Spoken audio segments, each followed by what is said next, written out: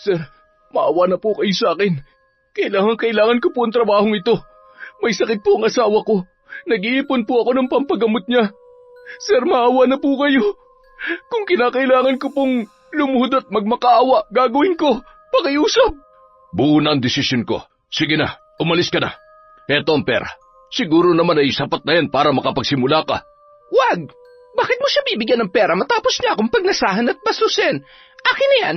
Sige na, umalis ka na. Ay, Victor, salamat ha. Napakasinungaling mong babae ka. Mapagkunwari at maruming babae. Sumpain ka ng langit sa ginagawa mo. Hindi pwede to. Paano na ako magugustuhan ni Victor kung ganito na ang itsura ko? Hindi niya ako pwede makita ng ganito. Paano na ang mga luho ko? Kailangan ko maibalik sa dati ang katawan ko. Hindi! Taon 2016. Maynila. Dapit hapon na, kaya naman nagmamadaling umuwi si Mang Dado.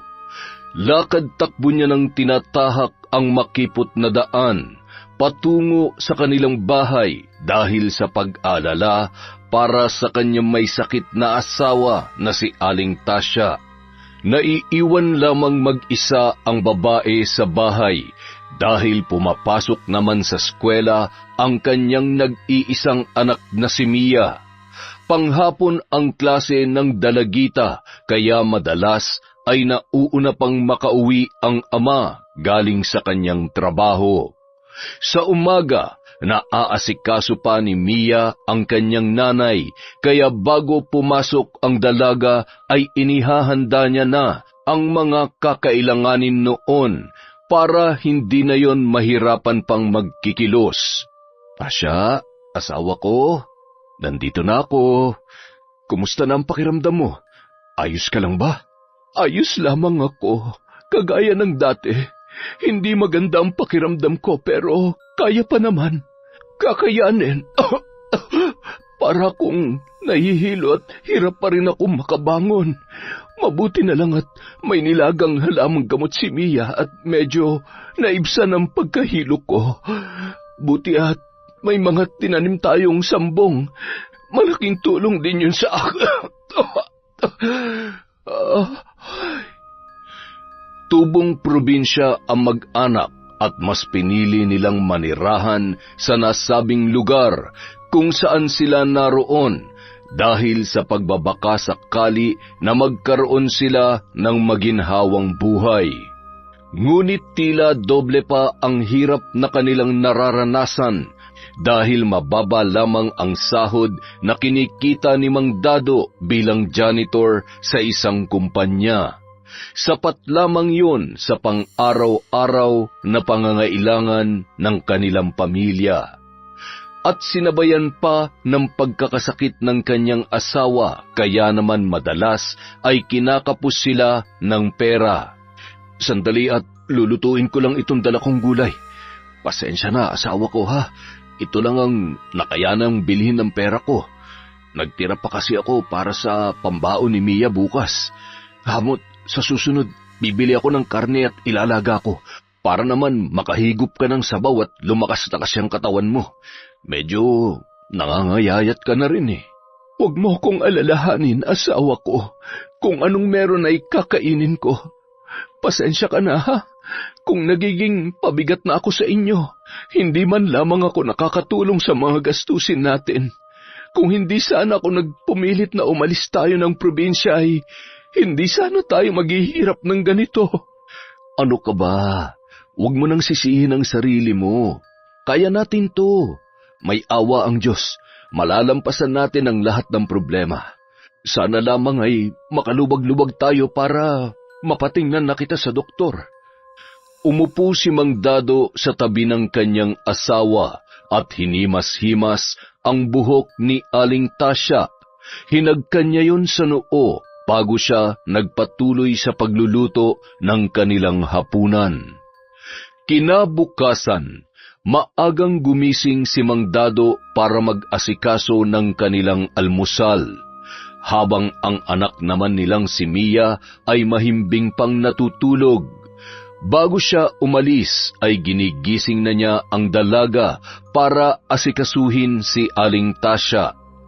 Pagkatapos pakainin ni Mia ang kanyang ina ay mabilis nitong tinapos ang mga gawaing bahay bago siya pumasok sa kanyang eskwelahan.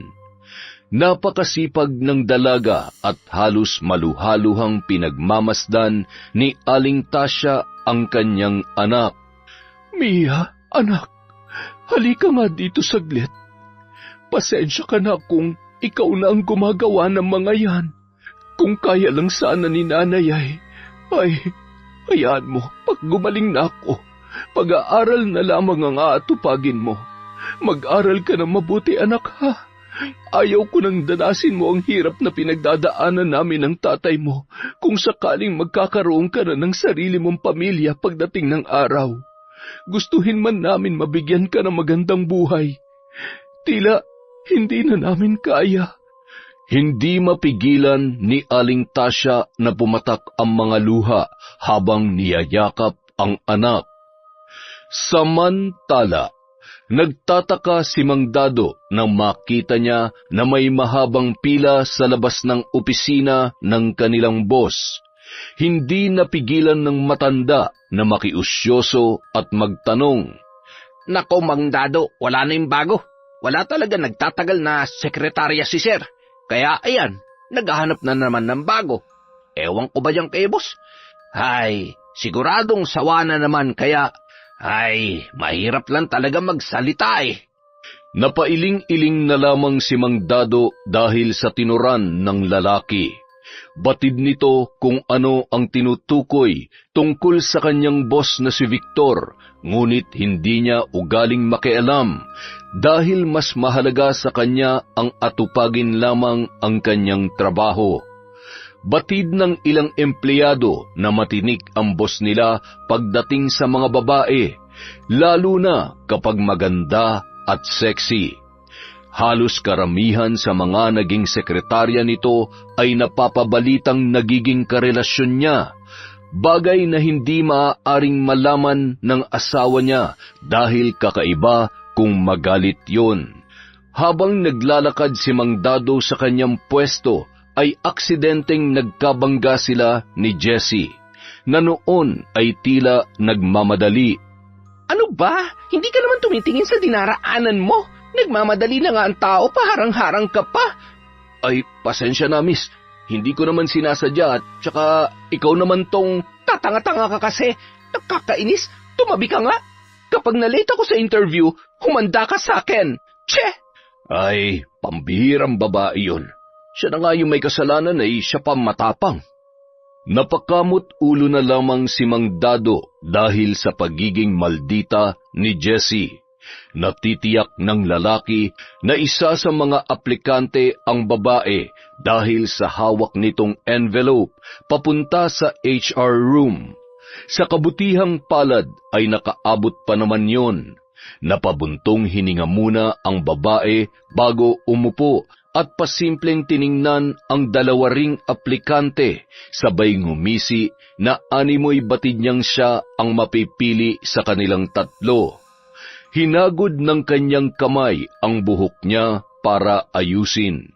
Inayos niya rin ang kanyang suot na damit bago ito pumasok sa loob, pati na rin ang sapatos niyang may barya bilang pampaswerte.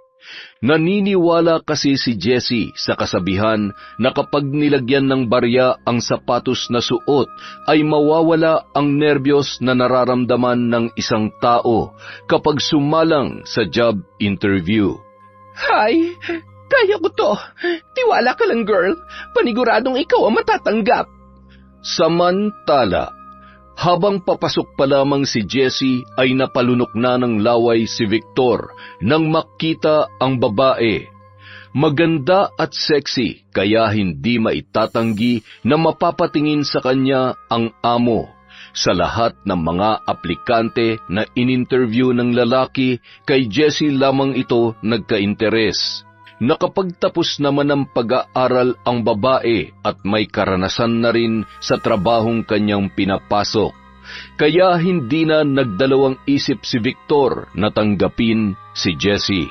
Kinamayan pa niya ito at ngumiti ng may kapilyuhan. Talaga po? Maraming salamat po, sir.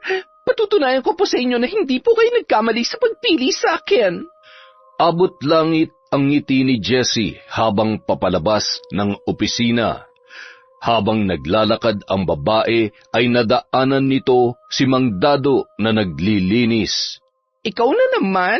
Hay nako, buti na lang at hindi minalas ang araw ko ngayon. Kaya lang, mukhang mabubwisit naman ako nito araw-araw at palagi ko na kayong makikita. Pero hindi bali na. At least may trabaho na ako. Hindi na lamang pinatulan ni Mang Dado ang babae. Hinayaan niya na lamang yon, ngunit naniniwala ang lalaki na baka kapag tumagal at nakilala siya nito ay baka magbago ang pakikitungo sa kanya. Dahil halos lahat ng mga empleyado doon ay mabait kay Mang Dado, palangiti at masipag kasi ang matandang janitor.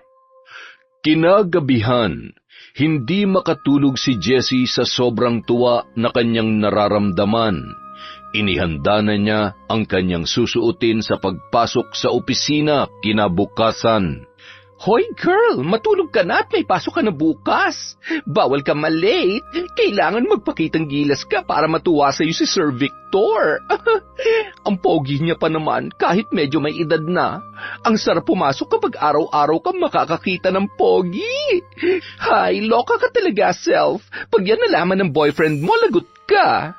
Kinabukasan, maagang nag-asikaso si Jessie. Maaga rin siyang nakarating sa opisinang kanyang papasukan. Sa katunayan, siya ang kauna-unahang dumating doon. Habang naghihintay si Jessie na magbukas ang kumpanya, sakto namang kararating lamang ni Mang Dado. Binati niya ang babae, ngunit matipid na ngiti lamang ang itinugon noon. Ilang minuto lang, nagsidatingan na rin ang mga empleyado at pumasok na ang lahat sa loob. Habang si Jessie ay nasa tabi at pinagmamasdan ang kanyang mga katrabaho sa kanilang mga ginagawa, maya-maya pa ay tinawag siya ng isang babae at sinimulan na ang pagtuturo sa kanya ng mga dapat niyang gawin at tandaan. Madali lang naman pala mga gagawin. Kayang-kaya ko yan. Sisiw lang sa akin yan. Huwag ko lang makita yung matandang yon at masisira ang araw ko. Ewan ko ba, naaalibadbaran talaga ako sa kanya. Noong araw ding yon, pagkatapos ng trabaho ni Jessie ay sinundo siya ng kanyang boyfriend at kumain sila sa labas para mag-celebrate sa pagkakaroon niya ng bagong trabaho. Nang maihatid na si Jessie ng kanyang boyfriend sa bahay, ay agad na itong nagpahinga. Ramdam niya ang pagod sa buong maghapon ng pagtatrabaho. Nanibago rin kasi ang kanyang katawan sa pabalik-balik sa iba't ibang departamento ng kumpanyang yon. Sunod-sunod na rin ang kanyang paghikab dahil sa labis na antok na kanyang nararamdaman. Makatulog na nga at maaga pa ulit ako bukas. Samantala, habang kumakain ng hapunan si Mang Dado ay bigla na lang nahimatay si Aling Tasya. Tarantang inalalayan ng lalaki ang kanyang asawa. Pinapaypayan ni Mia ang ina habang hinihilot naman ng ama ang kamay nito. Maya-maya pa ay nagkamalay na rin yun. Sa tingin ko, kailangan ka na talaga namin madala sa ospital. Kung kinakailangan mangutang ay gagawin ko. Hindi natin pwedeng ipagsawalang bahala ang kalagayan mo. Asawa ko, wag. Hindi pa nga tayo nakakabayad sa mga naunang utang natin eh. Ayos lang ako. Huwag ka mag-alala at kapag hindi ko naman nakaya ay magsasabi ako sa'yo. Walang-wala tayo ngayon. Ano na lang ang mangyayari kung madadagdagan pa ang mga bayarin natin? May awa ang Diyos. Pagagalingin niya rin ako. Ilang araw ang lumipas ay unti-unti na rin gumagaling sa sakit na iniinda si Aling Tasya. ngunit hindi pa rin gaanong malakas ang kanyang katawan. Asawa ko, huwag ka muna masyadong magkikilos at mahirap na. Magpalakas ka muna. Hayaan mo na muna si Mia sa mga gawaing bahay. Ayos na ako, asawa ko. Kaya huwag ka na mag-alala. Pwede na nga yata ako magtrabaho eh. Matutulungan na kita sa mga gastusin dito sa bahay. Huwag mo na munang isipin yan. Mas mabuti nang nag-iingat tayo kesa mabinat ka. Makalipas ang 1 buwan, madaling nagamay ni Jessie ang kanyang trabaho, kaya naman natuwa si Victor sa pinapakitang sipag at kahusayan ng kanyang bagong sekretarya. Madalas din itong pinupuri ng lalaki. Nahalata rin ni Mang Dado ang pagiging malapit nito sa kanilang boss. Kabisadong-kabisado niya na ang galawan ni Victor kapag natitipuhan nito ang isang babae. Ngunit ipinagsawalang bahala niya lamang yun. Isang araw, nagulat si Jessie dahil may inabot na regalo ang kanyang boss sa kanya. Tuwang-tuwa ang babae dahil unang beses niya lamang makatanggap ng mamahaling bag. Sir, sigurado po ba kayong para sa akin talaga to? Hindi naman po sa ayaw ko nang binibigay nyo, pero bakit nyo po ako naregaluhan? Hindi ko naman po karawan at lalong malayo pa naman po ang Pasko. Ano ka ba naman? Bakit sa karawan lang ba pwedeng magbigay ng regalo? Alam mo, natutuwa lang kasi ako sa kasipagan mo sa trabaho. Kaya marapat lang na bigyan kita ng munting regalo. At sayong-sayo yan. Pero sir, nakakahiya naman po. Bakit ka naman mahihiya? Kusang loob ko naman na ibinibigay yan. Tanggapin mo na. Sige ka, magtatampo ko. Kayo po talaga, sir? Masyado kayong palabiro. Sige na nga po. Marami pong salamat, sir. Noong una ay hindi binigyan ng mali siya ni Jessie ang pagiging mabait ni Victor sa kanya. Nasundan pa ang araw na yon at kung ano-ano pa ang binibigay sa kanya ng kanyang amo. Isang beses, niyaya rin siyang kumain noon sa labas. Noong una ay ayaw niyang pumayag kasi baka magalit ang asawa ni Victor at pag-isipan pa sila ng masama. Lalo na't nakarating sa kanya na selosa yon. Naging mapilit naman ang kanyang boss, kaya sa huli ay napapayag din siya noon. Hay, bahala na nga. Wala namang makakakita sa amin. At saka, ang hirap naman tumanggi sa napakapogi kong boss. Sa tuwing magkasama sila, ay napapansin na ni Jessie ang mga kinikilos at kung paano siya itrato ni Victor. Hindi niya rin maiwasang mapaisip. Ngunit sa halip na mag-alala, bahagyang napangiti pa ang babae dahil naibibigay ng kanyang boss ang mga luho na kailanman ay hindi maibigay ng kanyang kasintahan. Sa kabilang banda, mahimbing na sanang natutulog si Mang Dado at ang anak nitong si Mia nang magising sila sa sunod-sunod na pag-ubo ng asawa nitong si Aling Tasya. Asawa ko, ayos ka lang ba? Sandali at kukuha lamang ako ng tubig. Pagkakuha ni Mang Dado ng isang basong tubig, agad niyang pinainom si Aling Tasya na nooy wala pa ring humpay sa pag-ubo.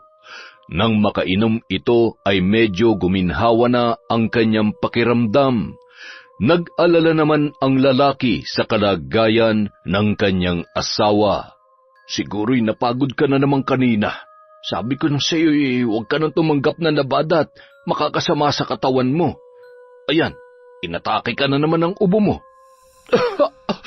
Huwag mo akong alalahanin. Bukas ay wala na ito. Maglalaga lamang ako ng lagundi.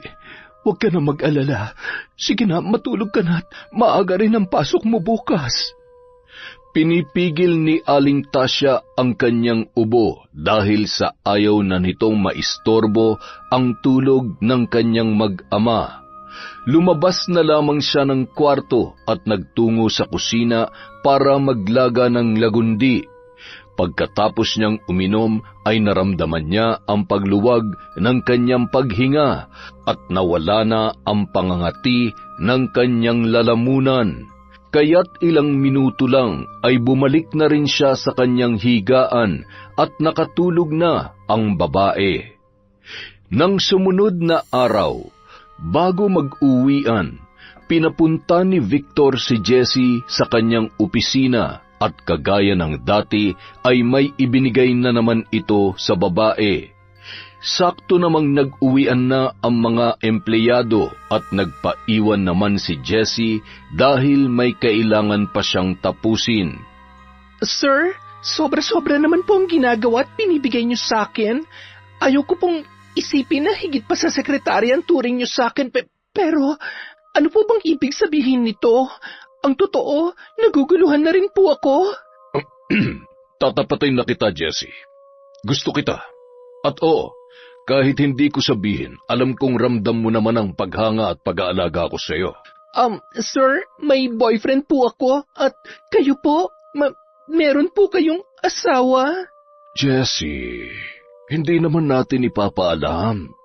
Tayo lang dalawang makakaalam nito.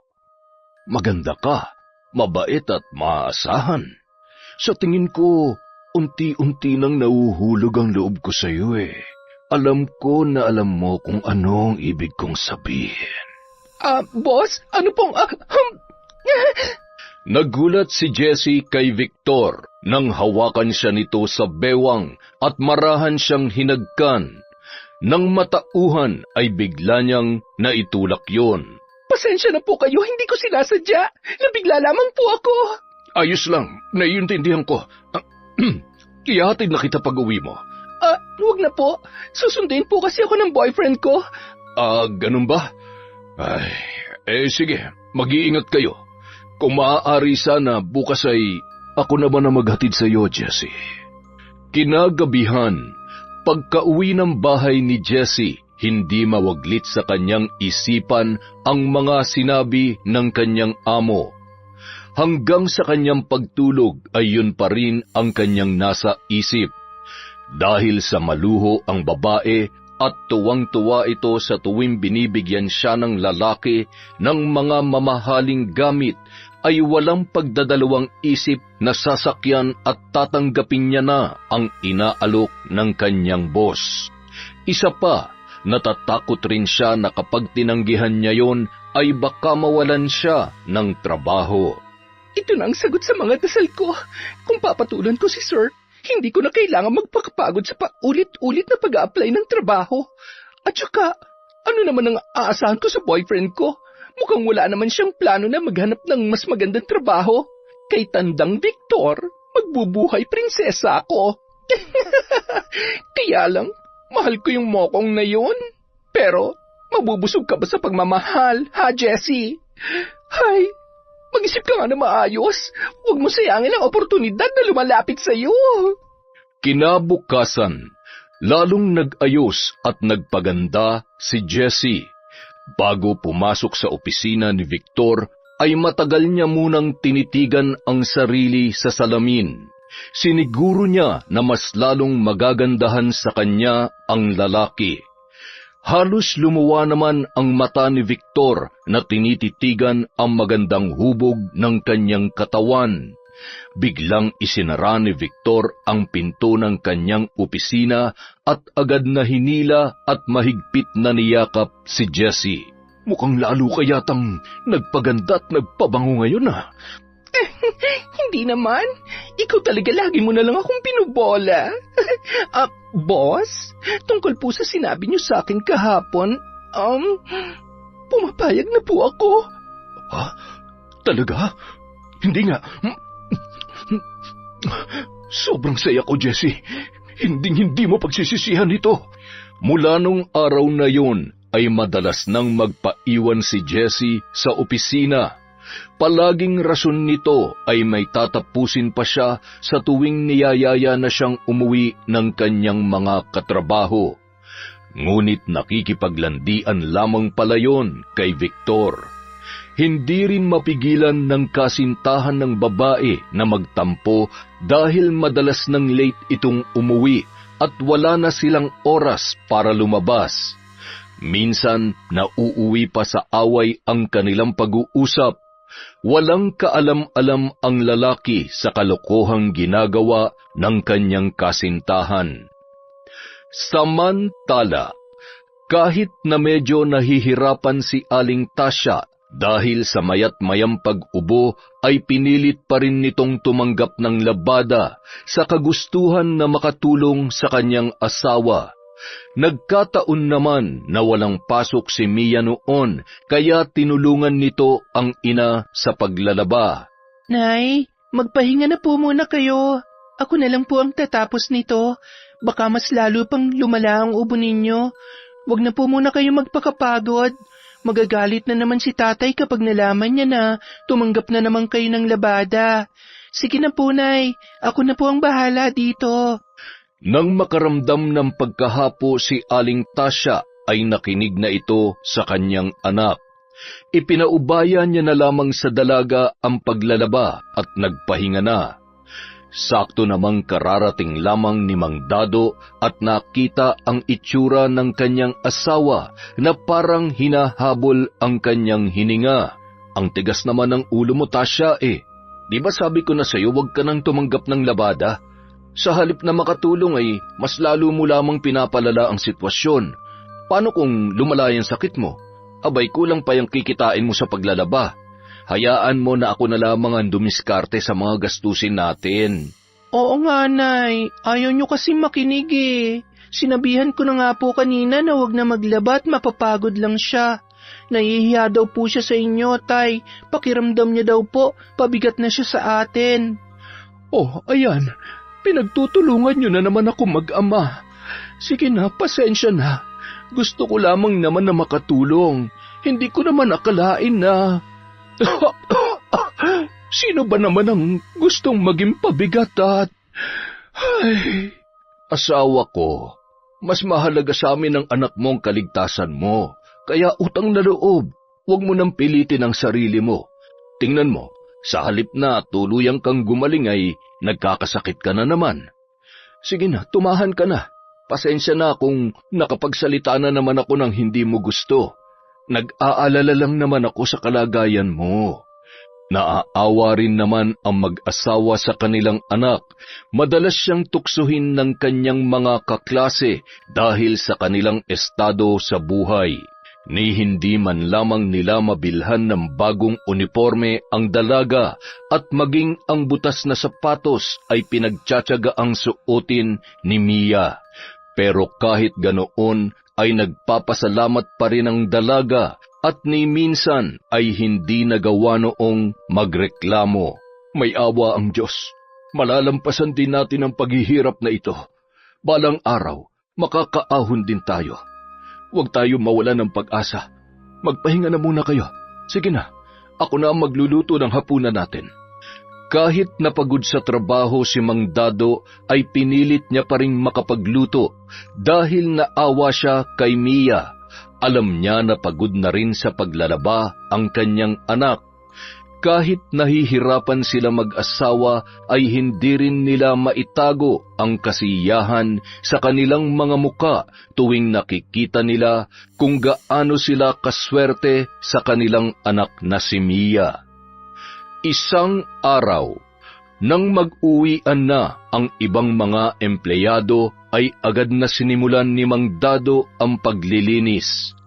Lagi niyang pinapahuling linisan ang opisina ni Victor dahil minsan ay may tinatapos pa ang boss niya, kaya ayaw niya itong istorbohin.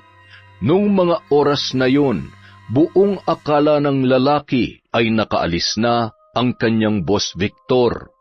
Kaya nagmamadali na siyang pumunta sa opisina nito para maglinis at makauwi na rin siya. Ano ba? Nakikiliti ako. Tumigil ka nga. Baka may makarinig at makakita sa atin. Isusumbong tayo niyan sa asawa mo.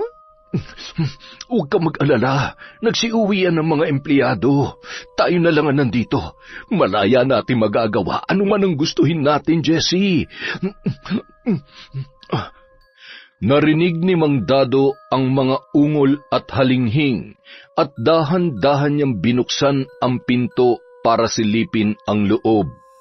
Nanlaki ang kanyang mga mata nang bumungad sa kanya ang mainit na tagpo ng dalawa. Habang nakaupo si Victor ay nakapatong naman sa kanyang mga hita si Jessie at naghahalikan ang mga yon. Ha? Mang Dado?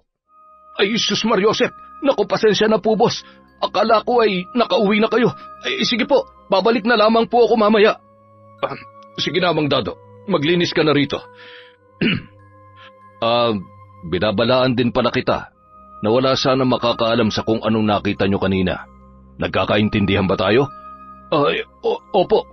Makakaasa po kayo, boss. Pasensya na po talaga. Agad namang umalis na ang dalawa at ipinagpatuloy sa sasakyan ang kanilang ginagawa. Ay, Oh, bakit? Napagod ka ba? hindi. Naiinis lang ako sa matandang yon. Natatakot ako, Victor. Paano kung magsumbong siya? Kapag nalaman ng asawa mo, siguradong... Kilala ko yung lalaking yon. Hindi siya nakikialam sa mga ganitong bagay kaya wala kang dapat ikatakot. Huwag ka nang sumimangot at sige ka, masisira yung ganda mo. Pakis nga ulit. Nanggigigil talaga ako sa iyo. Ikaw talaga?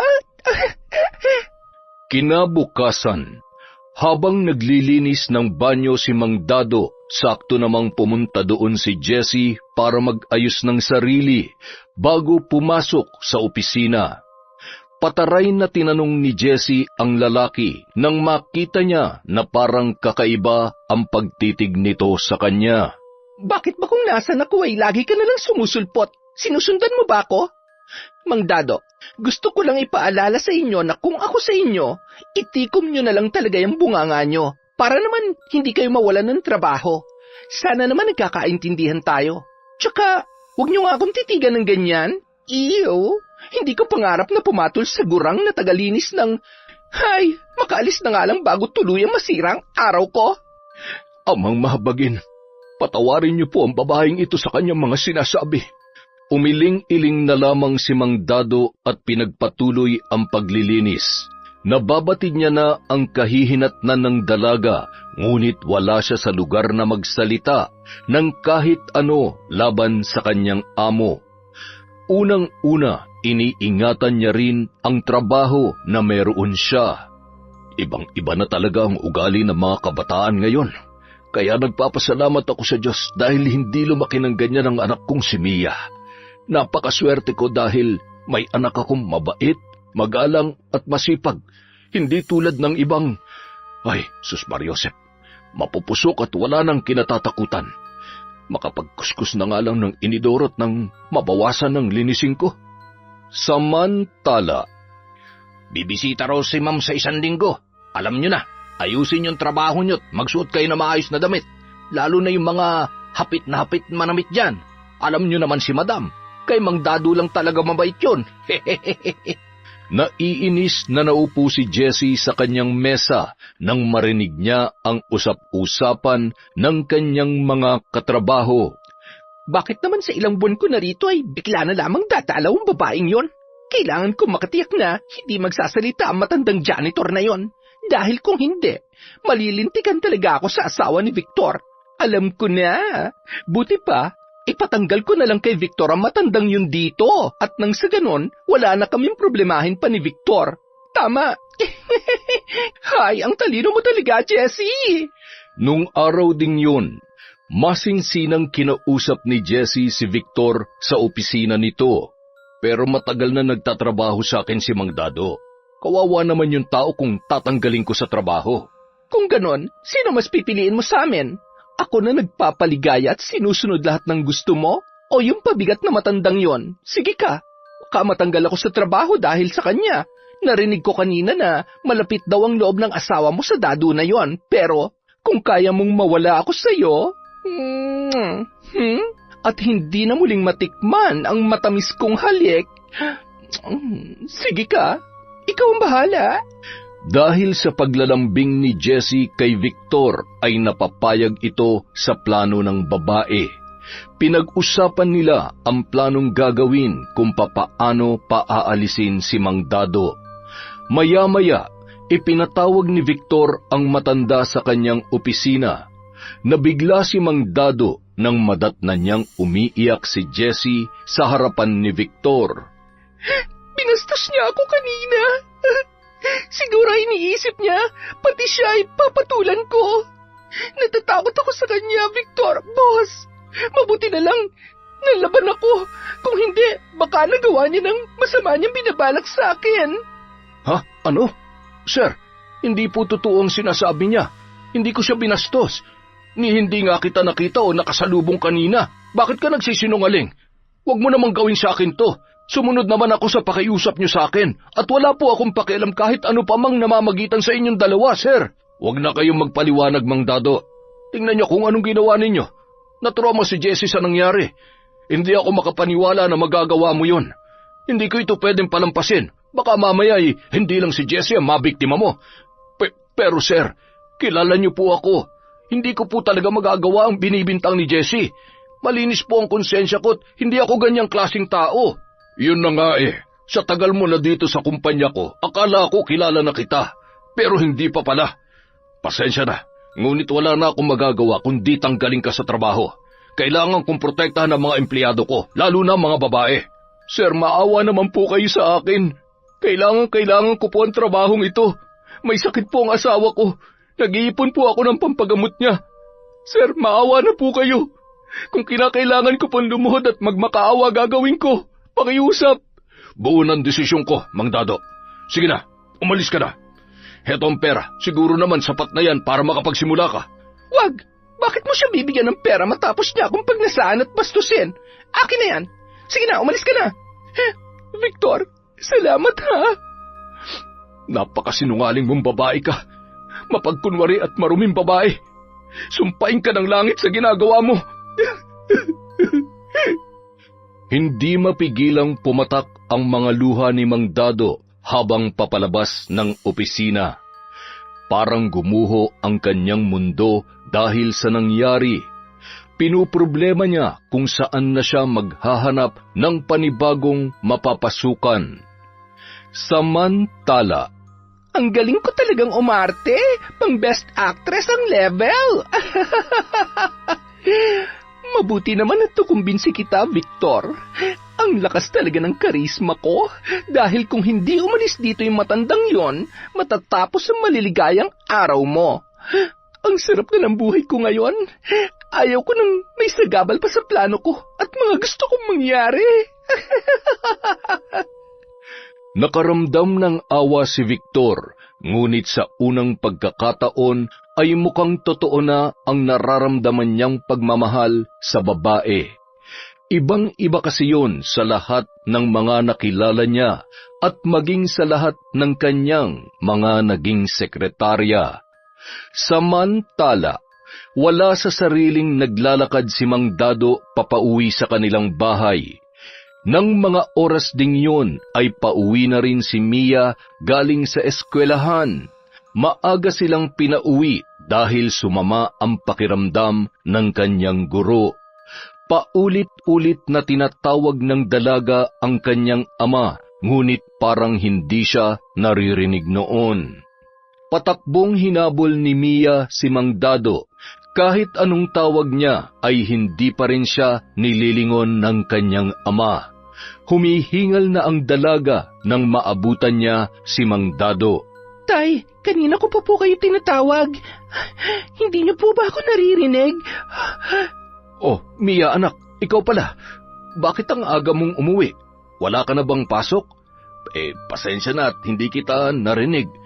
May iniisip lang kasi si tatay . Ay, masama po ang pakiramdam ni ma'am kaya pinauwi kami na maaga. Kayo po, bakit po ang aga niyo ring umuwi? Tsaka, bakit po ganyan ang itsura niyo?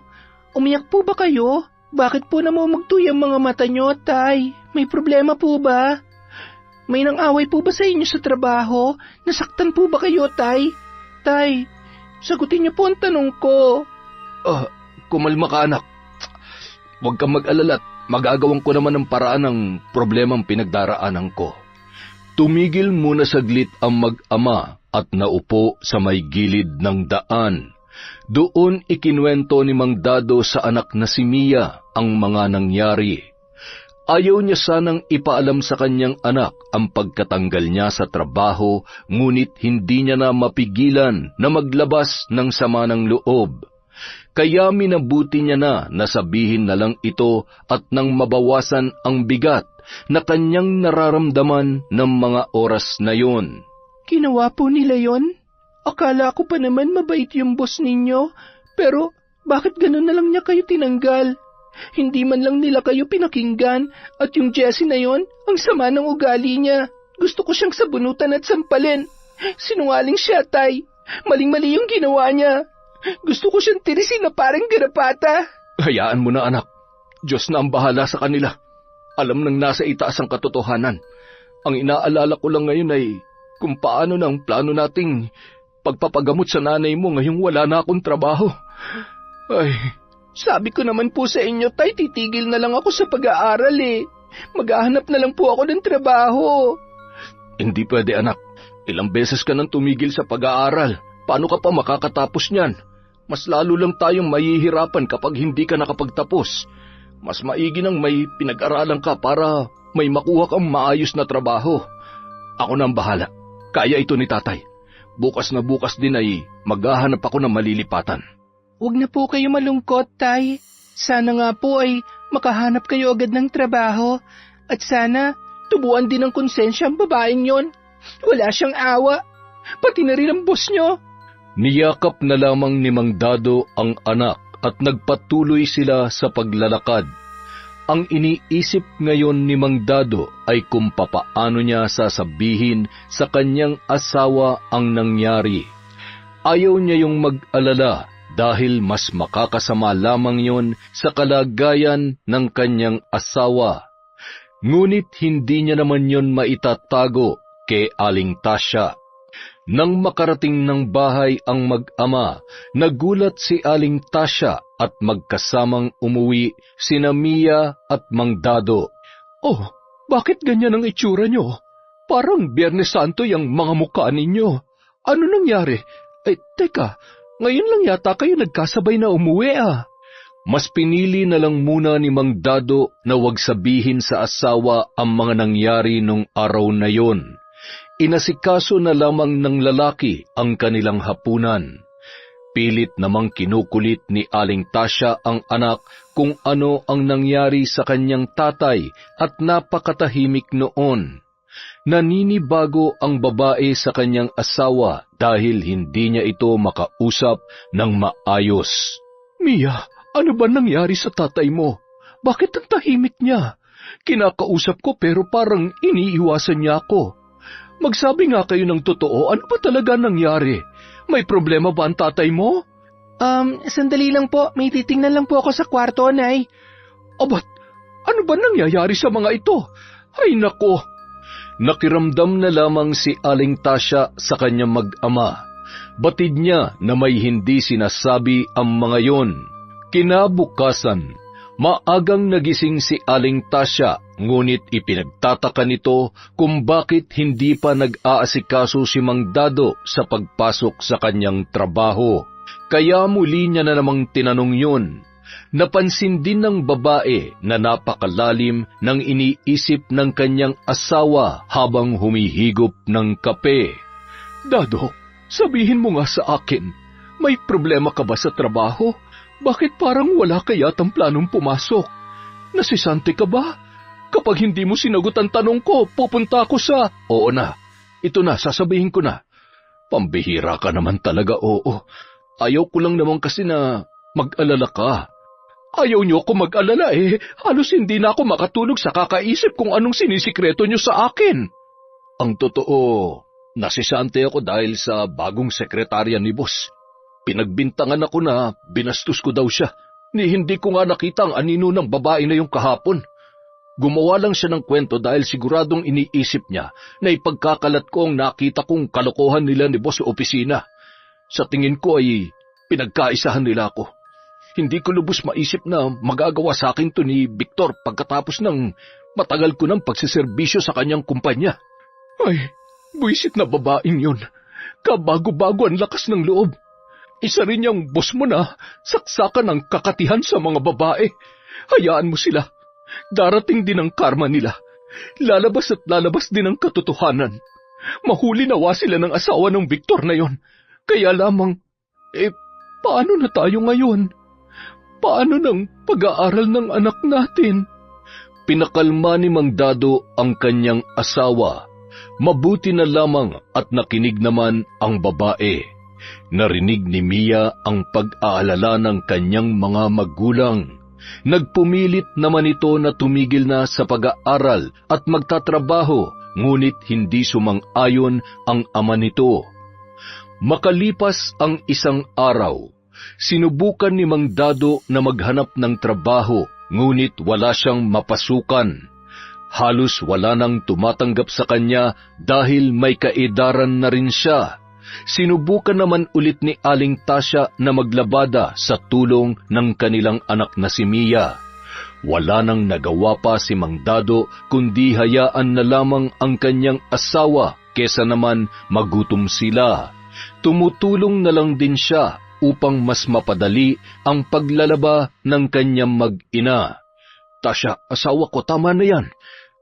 Maupo ka na dyan sa tabi. Kami nang bahala dito. Huwag na matigas ang ulo. Makinig ka naman sa akin. Mamaya ay uubuhin at mahihirapan ka na namang huminga niyan.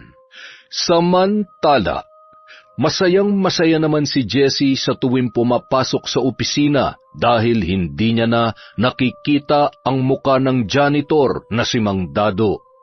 Nawala na rin ang kanyang pangamba na makarating sa asawa ni Victor ang kanilang lihim na relasyon. Hay, ang sarap sa pakiramdam na wala na akong nakikitang pakalat-kalat na amoy basura dito sa opisina. Siguro ay nagkukumahog na siya ngayong mga lakal para may pakain sa kanyang pamilya. Kung may pamilya nga siya. Dapat sa ganun ay nabubuhay na mag-isa dahil wala naman yun may papakain sa asawa't anak. Tumandan at lahat-lahat bilang tagawalis ng alikabok at tagakuskus ng inidoro. Ew, so kadiri! Isang araw, muling umalis si Mang Dado para magbaka sakali na makahanap muli ng trabaho. Mia, anak! Hindi ako makahinga! Diyos ko! May dugo! Nay! Nay! Gumising ka! Tulungan niyo po kami! Agad namang sumaklolo ang mababait nilang mga kapitbahay na tumulong upang maisugod sa ospital si Aling Tasya. Samantala, biglang nakaramdam ng hindi maipaliwanag na kaba si Mang Dado. Ilang beses na rin siyang tinanggihan ng mga sinubukan niyang pasukan. Dahil sa pagkadismaya at pag-iisip kung paano siya makakahanap ng trabaho, ay muntik pa siyang masagi ng sasakyan habang siya ay tumatawid. Biglang pumasok sa kanyang isip si Aling Tasya at ang kanyang anak na si Mia. Kaya dali-dali itong umuwi ng bahay sa hindi maipaliwanag na dahilan. Teka, nasaan ang mag-ina ko? Tasya, asawa ko! Nasaan kayo? Mia! Hindi naman sila umaalis ng bahay. Saan kaya nagpunta yung dalawang yun? Narinig ng kapitbahay ang pagsigaw ni Mang Dado. Patakbo nitong pinuntahan ang lalaki para ibalita ang nangyari sa kanyang asawang si Aling Tasya.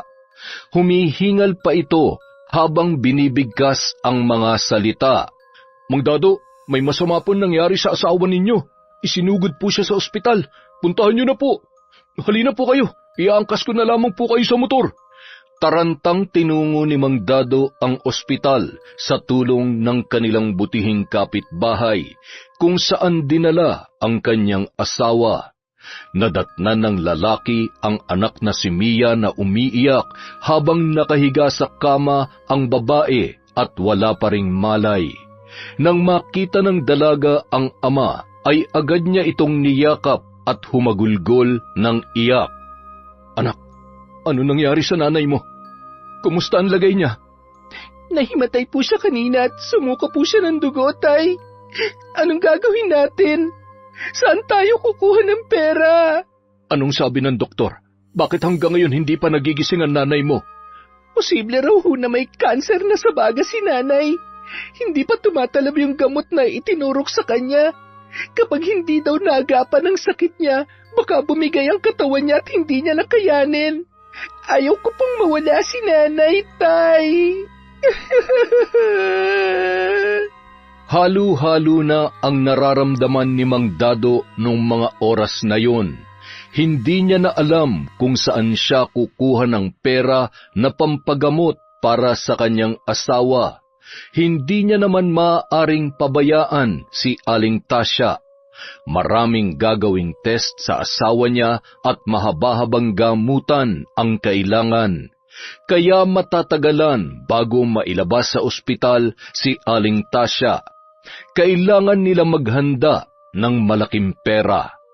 Dahil sa pangyayaring yon ay napilitan si Mia na tumigil sa pag-aaral para mabantayan ang kanyang ina sa ospital.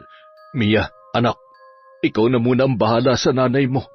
May pupuntahan lamang ako saglit. Asawa ko, magpalakas ka. Gagaling ka.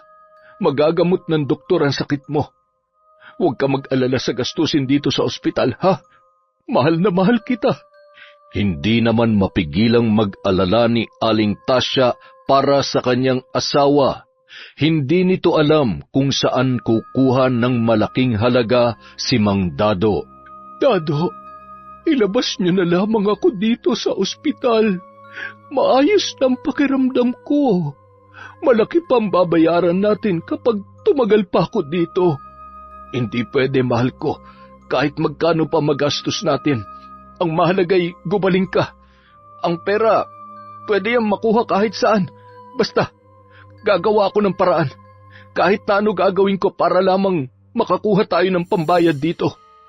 Makalipas ang ilang oras, sa isang opisina na pinuntahan ni Mang Dado.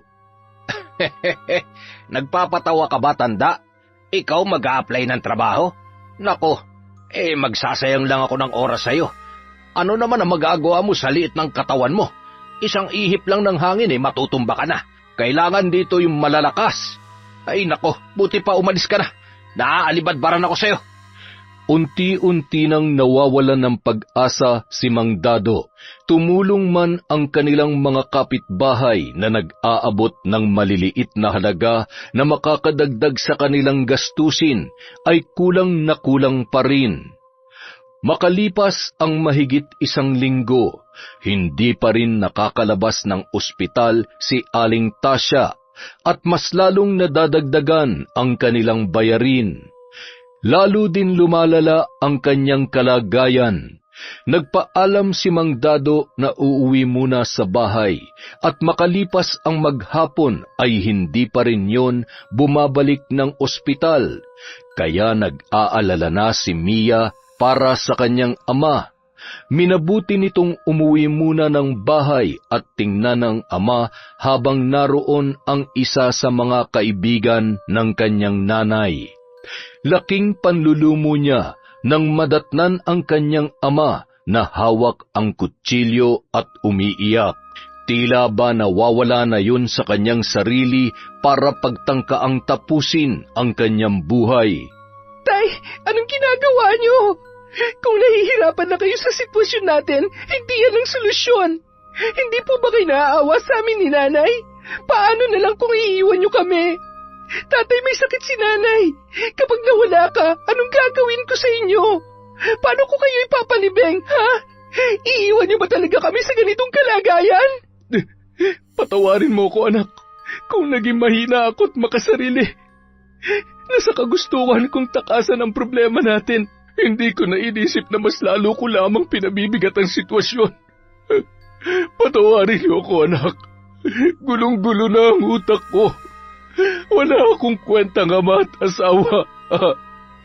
Patawarin mo ako. Tay, kailangan ko po kayo. Huwag niyo po kaming iiwan ni nanay.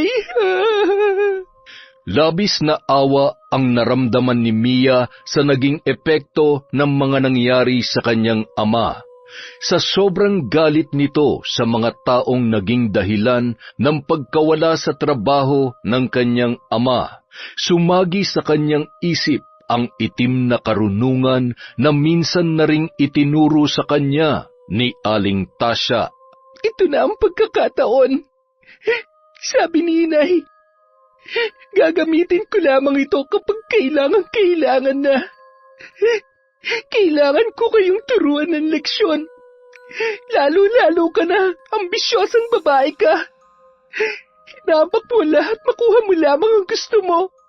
Kahit na may inosenteng taong madadamay, pagsisisihan mong ginawa mo sa tatay ko.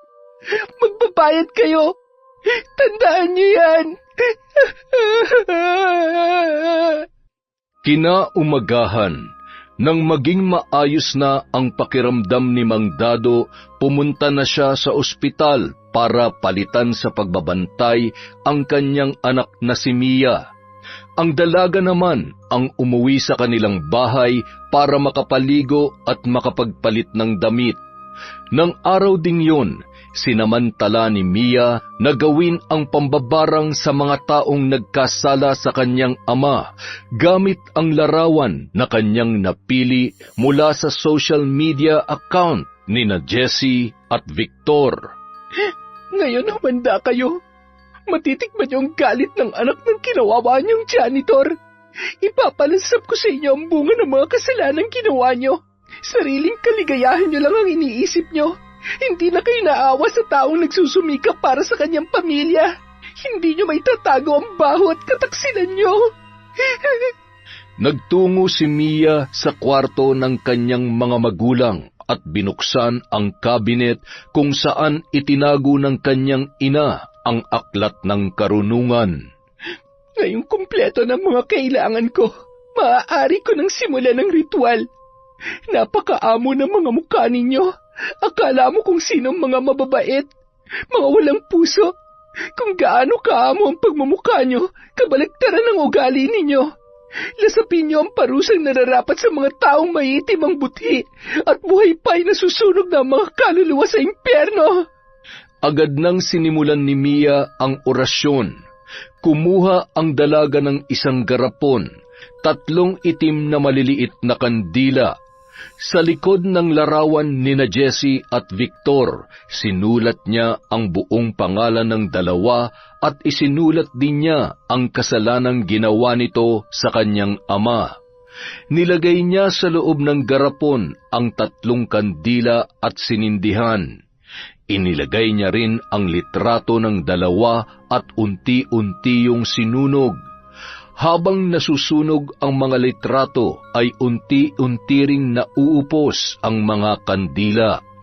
Nang matunaw na ang kandila at naging abo na ang mga litrato, tsaka niya inilagay ang 3 kalawanging pako. Hinipan ng 3 beses ng dalaga ang garapon bago niya ito tinakpan. Naghukay si Mia kung saan niya ibabaon ang garapon. Pagkatapos niyang ibaon sa lupa, ay muli siya nag-usal ng isang orasyon.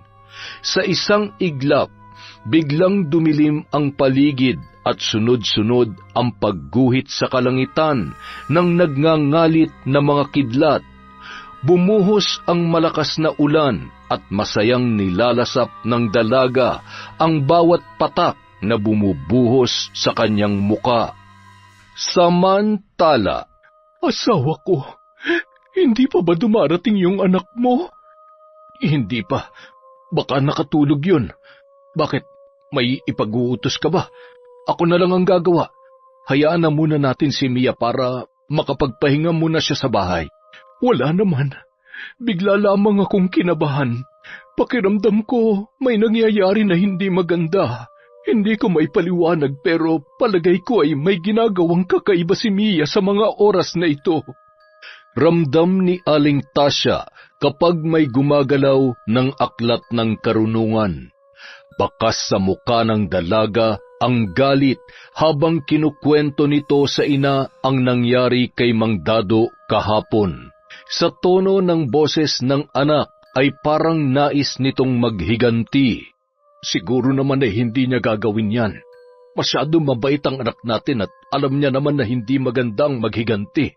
Marahil ay nabigla lamang siya dahil sa nangyari kahapon. Huwag ka mag-alala, hindi ko na gagawin pa yon. Dahil hindi na ako magiging duwag pa.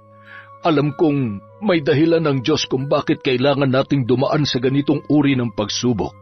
Samantala, habang naglalandian sina Jessie at Victor sa loob ng opisina, biglang nakaramdam ng pananakit ng binti ang dalaga. Aray! Ang sakit! Bakit hindi ko maigalaw ang mga paa at binti ko? Ano nangyayari sa akin? Victor, tulungan mo ako! Ah! Sinamahan naman ni Victor si Jessie papunta sa klinik.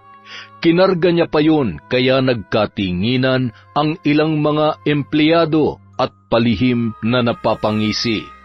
Iniisip kasi nila na nag-iinarte lamang ang babae. Ilang sandali lang ay bigla na ring nakaramdam si Victor ng pananakit ng kanyang mga paa. Aray, ang sakit! Ano nangyayari sa akin? Bakit parehong-parehong sakit na nararamdaman namin ni Jessie? Nurse, tulungan mo ko! Ang kirot! Nang parehong nasa klinik na ang dalawa ay nagkatinginan pa sila. Pareho silang nagtataka sa kanilang nararamdaman. At kahit na pinainom na sila ng gamot ay hindi pa rin mawala ang sakit na parang mababali ang kanilang mga buto sa tuwing igagalaw nila ang kanilang mga binti. Makalipas ang 2 araw, hindi muna pumasok si Jessie sa trabaho dahil halos hindi na nito maigalaw ang kanyang buong katawan. Unti-unti niya ring napapansin ang paglobo ng kanyang mga hita, paa at kamay at maging ang kanyang muka ay namamaga na rin. Tumulo ang luha ng babae nang makita ang sarili sa salamin. Nawala ang napakagandang hubog ng kanyang katawan. Maging ang kanyang pinakaiingatang muka ay hindi rin nakalampas. Hindi pwede to. Paano na ako magugustuhan ni Victor kung ganito ang itsura ko? Hindi niya ako pwedeng makita ng ganito. Paano na mga luho ko? Kailangan ko may balik sa dati ang katawan ko. Hindi. Hindi normal ang paglaki ng katawan ni Jessie, kaya alam niya na may kakaibang nangyayari sa kanya. Kaya lang ay hindi niya matukoy ang dahilan ng pagbabagong yon. Isang araw, hindi na kinaya ni Jessie ang pananakit ng kanyang buong katawan. Wala siyang ibang mahingian ng tulong dahil kahit ang kanyang kasintahan ay itinakwil na siya at nakipaghiwalay na nang malaman nito ang kanyang pinaggagawa. Pinandirihan nito si Jessie at tuluyan ng iniwan. Kaya kahit na nahihirapan ang babae ay nagpumilit itong pumunta sa opisina ni Victor para humingi ng tulong. Nanlaki ang mga mata ng lalaki nang makita niya ang dalaga.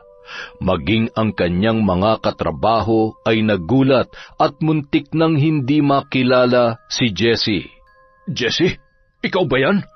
Ano nangyari sa'yo? Bakit ganyan ang itsura mo? Ano bang kinain mo tumaba ka na ng ganyan? Hindi ito normal na taba, Victor.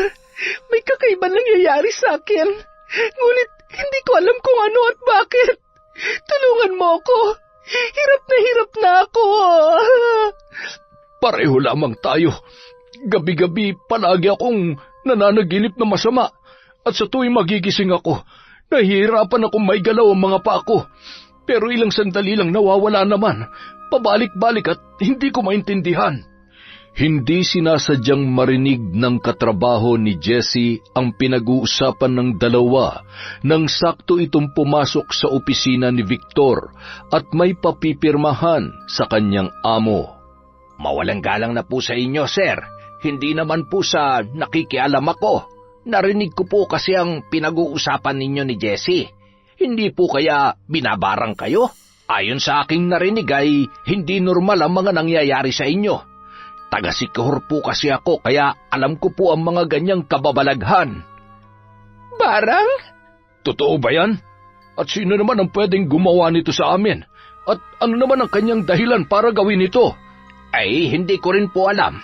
Baka naman po may matindi kayong kasalanan na nagawa o may tao na masama ang loob o may matinding galit sa inyo. Muling nagkatinginan ang dalawa. Doon lamang nila naisip na posibleng naghihiganti si Mang Dado dahil sa nangyari sa kanya.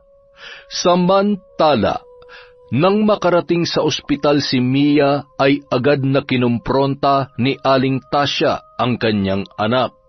Mia, anak, tapatin mo nga ako. Pinakialaman mo ba ang aklat ng karunungan? Ginamit mo ba yon? Sabihin mo sa akin ang totoo. Patawarin niyo po ako, inay, kung sinaway ko ang bilin ninyo. Gusto ko lamang po silang turuan ng leksyon. Paglalaruan ko lang sila, hindi ko naman po sila papatayin. Kahit na anak, malaking kasalanan pa rin sa Diyos ang maghiganti. Pinaubaya mo na lamang sana sa Panginoon ang pagpaparusa sa kanila. Di ba sabi ko sa iyo, hanggat maaari ay huwag mong hahawakan at gagamitin ang aklat. Naiintindihan ko po kayo, Nay. Pero sabi niyo rin noon, may tamang panahon para gamitin yon kaya niyo itinuro sa akin. Ngayon na po yung tamang panahon na yon. Kailangan nilang maintindihan na hindi sa lahat ng oras ang mahihirap na katulad natin ay mananahimik na lamang kapag pinagkaitan at inapakan. Kaya tayo minamaliit dahil hindi tayo lumalaban, Nay. Wala nang nagawa pa si Aling Tasya kundi yakapin ang anak para pakalmahin yun. Tahimik na ipinagdasal na lamang niya ang kanyang anak at inihingi ng tawad sa Panginoon. Sakto namang pagdating ni Mang Dado na may dalang magandang balita. Nakahiram ng pera ang lalaki sa kanyang kaibigan, kaya mabibili niya na ang ibang gamot na kakailanganin ng kanyang asawa. Makalipas ang 1 linggo, magkasamang nagtungo sina Jessie at Victor para humingi ng tulong sa isang albularyo.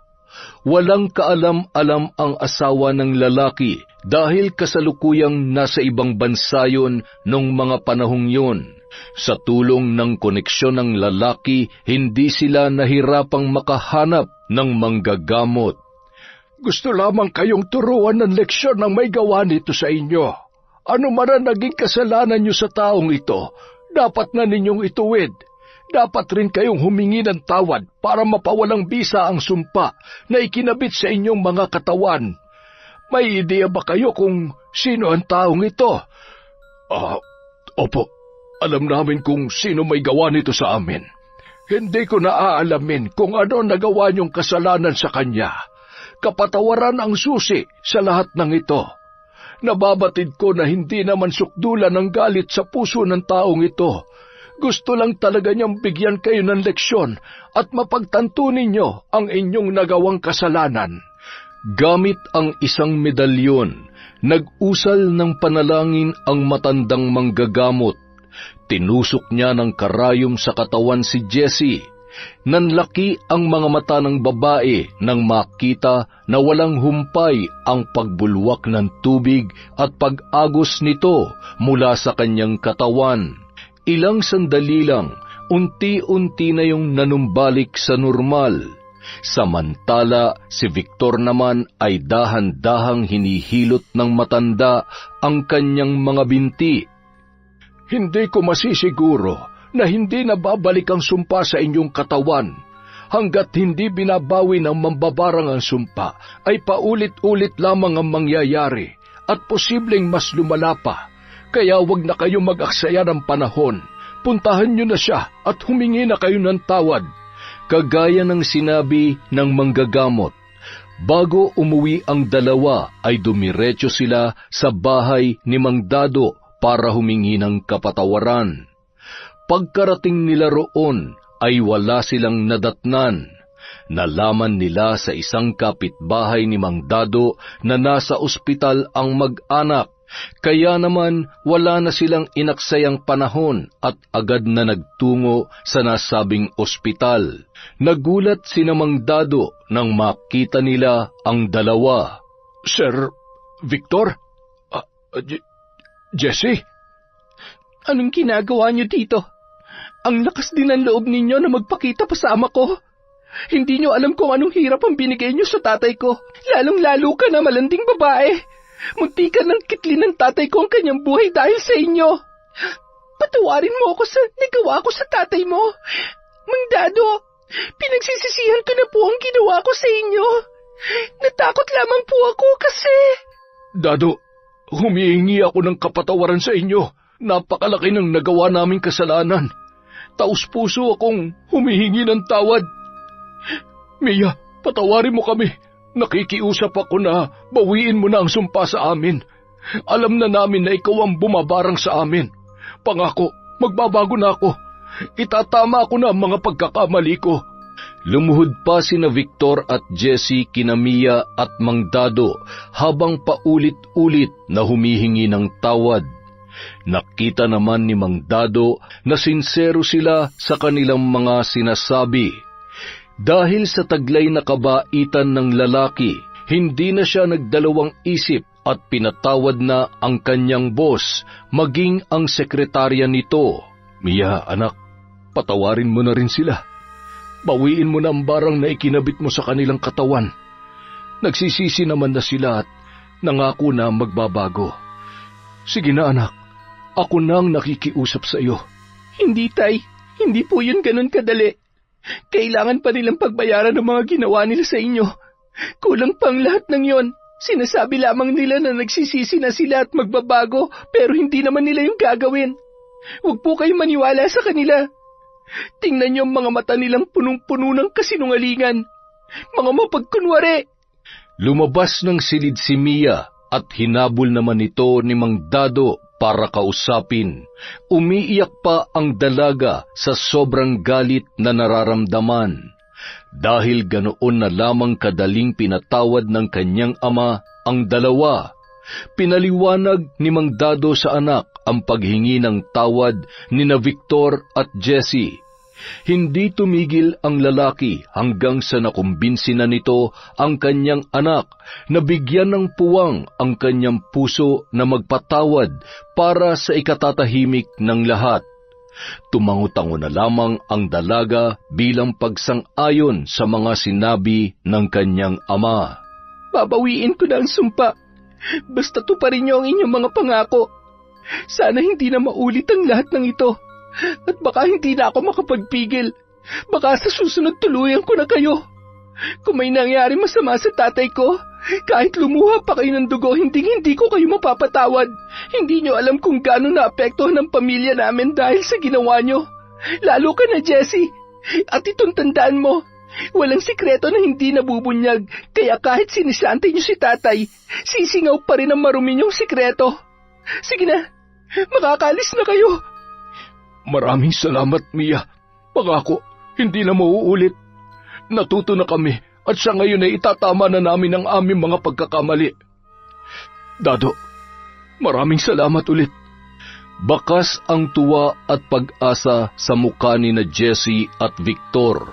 Malaking pasasalamat nila dahil nakuha nila ang hinihinging kapatawaran mula sa pamilya ni Mang Dado. Nagmamadaling umuwi si Mia sa bahay para bungkalin ang lupa kung saan niya ibinaon ang mga ginamit sa pambabarang. Sa pamamagitan ng itim na kapangyarihan, ipinag-uutos ko na tuluyan ng bawiin ang sumpang pinataw ko sa mga taong yon. Kailanman ay hindi na ito muling dadapo sa kanilang mga katawan. Tuluyan na silang palayain sa parusang ikinabit ko sa kanila. Dinggin ang aking utos. Ngayon din. Bigla na lamang lumakas ang ihip ng hangin at nawalan ng malay ang dalaga. Sa lakas ng kanyang kapangyarihang pinakawalan ng hina at nahimatay si Mia. Pero ilang sandali lamang ay nagkamalay na rin yon. Makalipas ang isang araw, masayang ibinalita ni Victor kay Mang Dado na wala na silang nararamdaman na kakaiba. Tuluyan nang ang binawi ni Mia ang sumpa. Nalaman din ng lalaki na lumalala na ang kalagayan ng asawa ni Mang Dado at kailangan nito ng agarang gamutan. Kaya problemado si Mang Dado kung saan kukuha ng panggastos. Huwag na kayong mag-alala sa gastusin dito sa ospital. Ako nang bahala sa lahat. Kailangan gumaling ang asawa mo. At siya nga pala, Mang Dado, makakabalik ka na sa trabaho. Bukas na bukas ay pwede na kayong pumasok. Dadagdagan ko rin ang sahod ninyo. Talaga po, sir? Maraming salamat po. Malaking tulong po ito sa pamilya ko. Salamat po ulit. Huwag kayong magpasalamat sa akin. Ako nga dapat na magpasalamat sa inyo. Dahil kung hindi dahil sa inyo, hindi ako mamumulat sa mga pagkakamali ko. Masayang masaya si Mang Dado dahil sa sinabing yon ni Victor. Samantala, nang makauwi ang asawa ni Victor, nalaman nito ang tungkol sa mga nangyari. Pinalayas at tinanggal ng babae sa trabaho si Jessie. Galit na galit yon sa kanyang asawa, ngunit paulit-ulit na humingi ng tawad si Victor at nangako na hindi na ulit yon gagawin.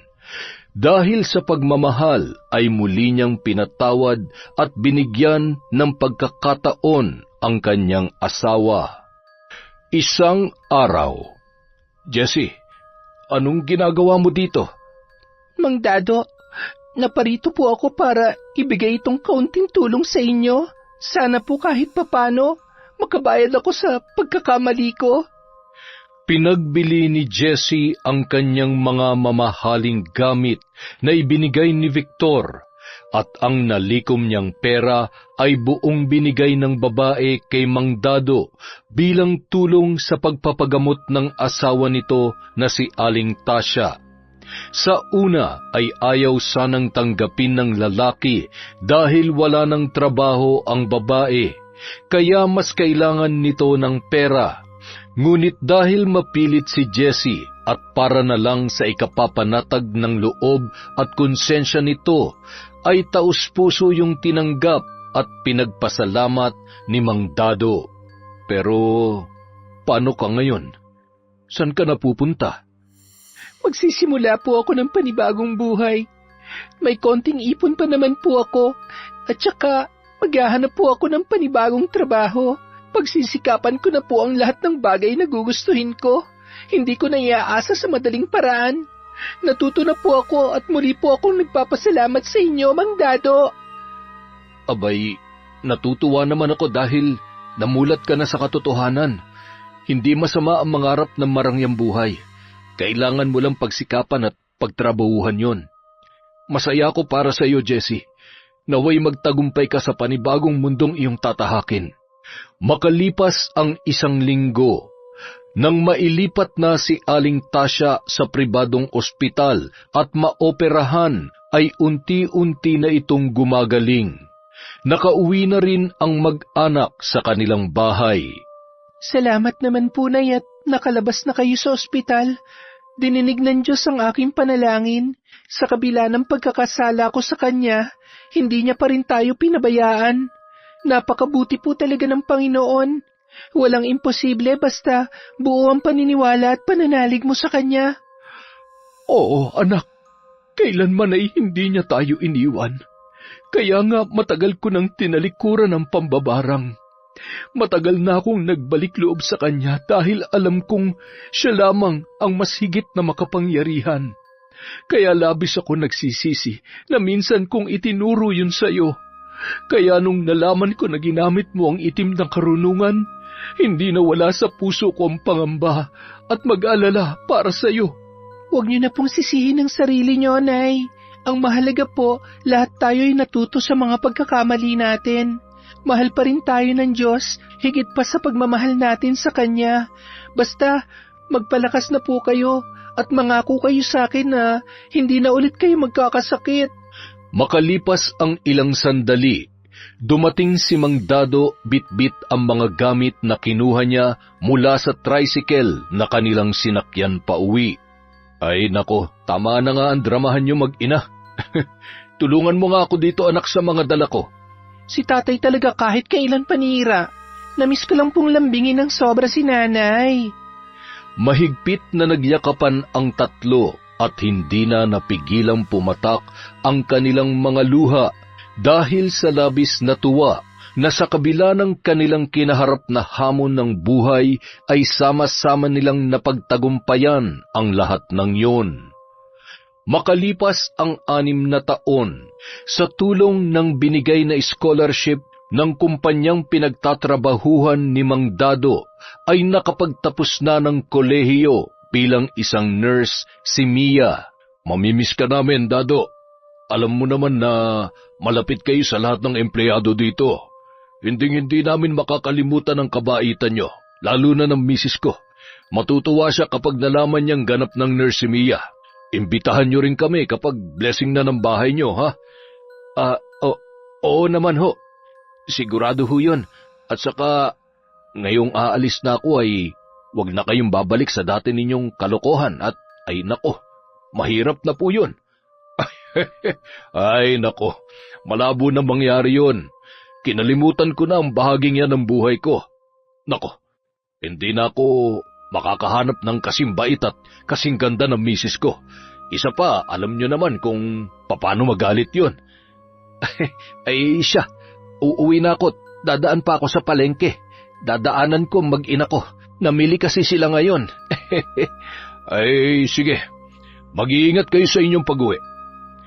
Habang naglalakad ang matanda, ay bigla naman siyang nabangga ng isang babae na noon ay naglalakad din. Tinulungan niya pang damputin ang mga nalaglag na gamit noon. Ma'am Jessie, kayo po ba yan? Mang Dado? Uy, ang taba niyo na ho at parang bumata kayo. San po kayo pupunta? Ay, dadaanan ko yung mag-ina ko dyan sa palengke. Ganoon po ba? Sige, sabay na po tayo. Gusto ko rin po silang makita, lalo na si Mia. Kumusta na ho siya? Nako, nurse na at nagtatrabaho na siya sa public hospital. Napakabilis ng panahon ano. Ikaw, kumusta ka na? Eto, sekretarya pa rin po. 3 taon na rin po ako doon. Ikakasal na rin ako sa dati kong kasintahan. Nagkabalikan po kami sa kabila ng mga nagawa kong pagkakamali sa kanya. Aba, ay talagang mahal ka nga niya. Masaya ako para sa iyo, iha. Masaya rin po ako para sa inyo, Mang Dado. Maswerte po kayo sa anak ninyo. Tara na ho at hanapin na natin ang mag-ina nyo. Siguro, mas lalong gumanda si Mia. Ay oo, siyempre, gwapo ang tatay tapos artistahin din ang nanay. Kanino pa ba magmamana yun? Kaya ikaw, kapag nagkaanak ka ay siguradong maganda rin ang magiging anak mo. Sana nga po. Sana po kamukha ko ang baby na nasa sinapupunan ko. Lugi naman ho ako kung dadalhin ko to ng 9 na buwan tapos magiging kamukha lang ng tatay niya. Ay wala namang problema dahil tatay niya naman yun. Isa pa, siguradong gwapo rin yung magiging asawa mo. Hindi ba? Ay nako, basta mabait po siya. Ay nako, luka-luka ka talaga. Siya, mag-iingat ka't madulas ha. Kumapit ka kaya sa braso ko't mahirap na, buntis ka pa naman. Ay, sige po, salamat po. Napakabait niyo po talaga. Samantala, habang namimili ang mag-ina ay napatingin yon sa isang direksyon, sabay kinalabit ni Aling Tasya si Mia. Mia, anak, tingnan mo. Ang tatay mo may kasamang babae. Nakaukyabit pa. Sandali lamang ha. Babae? Nasaan? Nay, sandali. Hintayin niyo po ako, Nay. Hoy, bitawan mo ang asawa ko. Ang kapal ng mukha mo, Dado. Kung kailan tumanda na tayo'y tsaka mo pa nagawa mang babae. At ikaw babae ka. Papatol ka na lang din dito sa kulubot na at hindi na nga yan. Aling Tasya? Hindi niyo na po ba ako naaalala? Ako po ito, si Jessie. Ikaw? Pati ba naman ang asawa ko'y aagawin mo rin sa akin? Napakaingay mo naman. Hindi mo naman nilulugar ang pagsiselos mo. Ay, Diyos ko. Mag-aasawa ng pogi tapos magsiselos ng todo. Hindi ako ng bababae. Aksidente lamang na nagkita kami dyan sa labas ng palengke. Magkakaasawa na't magkakaanak na rin sila. Ay, edi pasensya na.